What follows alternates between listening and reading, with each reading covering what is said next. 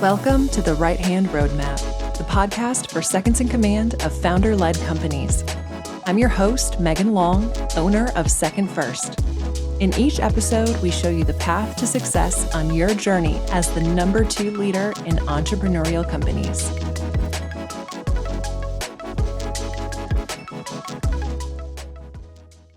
I am so happy you are here.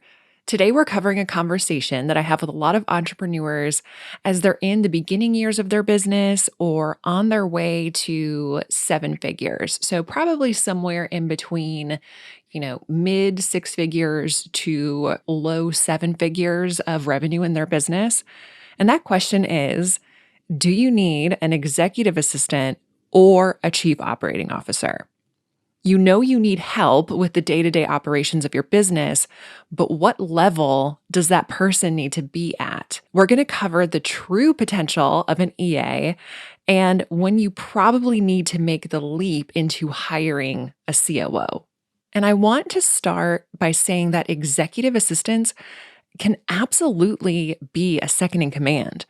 When we talk about the puzzle piece to an entrepreneur, man, do they fit the bill, especially for businesses under a certain size. A great EA is strategic and can make the impossible seem easy.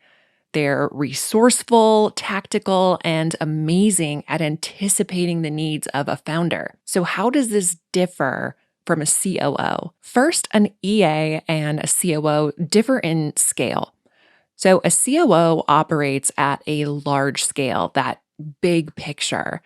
They're the ones taking your vision or your strategy and breaking it into an operational action plan. Then they're holding others accountable to that action plan that they created.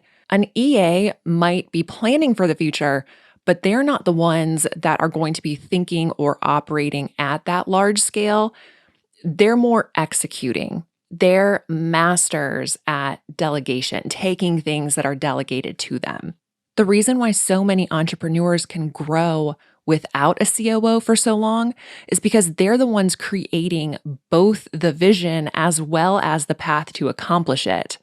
They just need help moving quickly through the steps. So that's where an EA comes in, just to help pick up the pace and get things done quickly.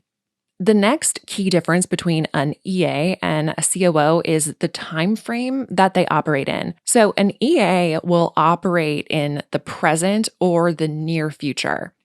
They're usually going to be fairly consumed with daily and weekly needs.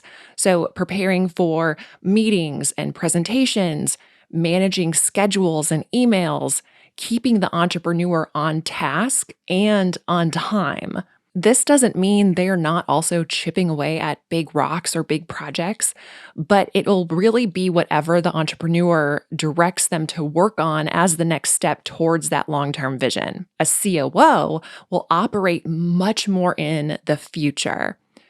They also will be fairly consumed with day-to-day operations, but they'll be doing what needs to happen today as a step towards that 1-year, 5-year, 10-year plan. At a minimum, a COO will be thinking in terms of quarters, so 3 months at a time, more so in terms of years. So seeing a goal 5 years from now and then working backwards while aligning with the founder along the way. An executive assistant is not typically going to be the one holding other leaders accountable. They will maximize the CEO's time, effectiveness, and reach, but is usually going to be accountable just for their own performance. A COO will be accountable not only for their performance, but the performance of department leaders, and often the bottom line performance of the company itself. So again, it's a difference of scope and scale. The big question, so when is it time? When is it time to make that leap from just having that awesome EA to finally hiring a COO? Well, of course, the biggest hurdle is salary dollars. There's no set rule, but consider how many months of their payroll you want to have in cash just on hand before you hire a COO.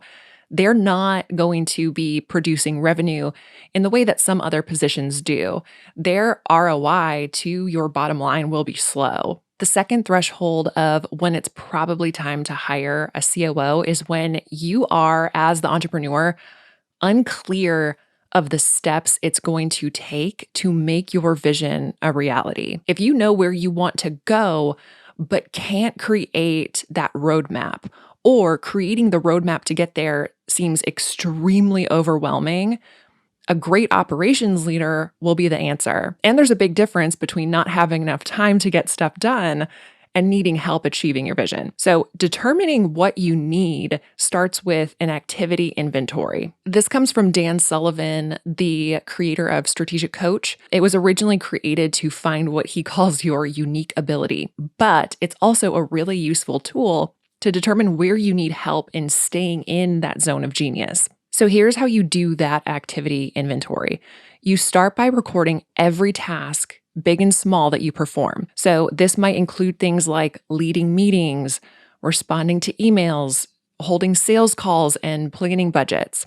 Nothing is too small or inconsequential for this list. In fact, you need to include those things. I personally like to include the hourly rate that reflects the skill level required to complete these tasks. That helps later on as you kind of evaluate this. When you're done with your inventory, sort every activity on your list into one of these 4 following categories: incompetent, so tasks you're not so good at; competent, tasks you're decent at; excellent, high value tasks that you're very good at, but maybe you don't love doing; and then unique ability. So these are tasks that you excel at and you absolutely love doing, what you would consider to be your zone of genius. Once everything you do is listed and categorized, and hopefully you took that extra step of listing the skill level required for each task, you can really quickly identify what should be delegated. See what area the tasks you want to delegate are in, and if they should be delegated to an EA,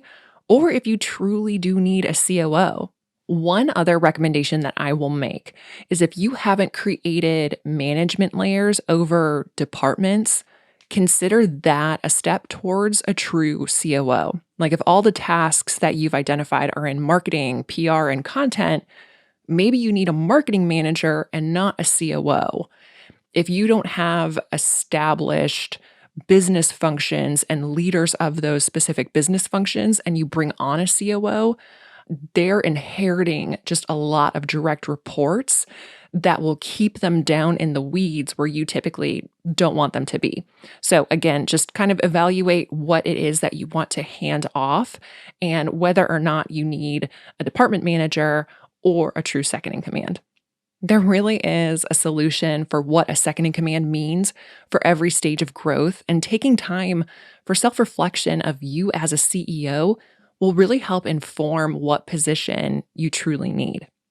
To find show notes and links for anything mentioned in this episode, visit secondfirst.com/11. Be sure to subscribe to catch future episodes and leave us a review on whatever platform you're listening on. Remember, you don't have to navigate being a second in command alone when you have the right hand roadmap.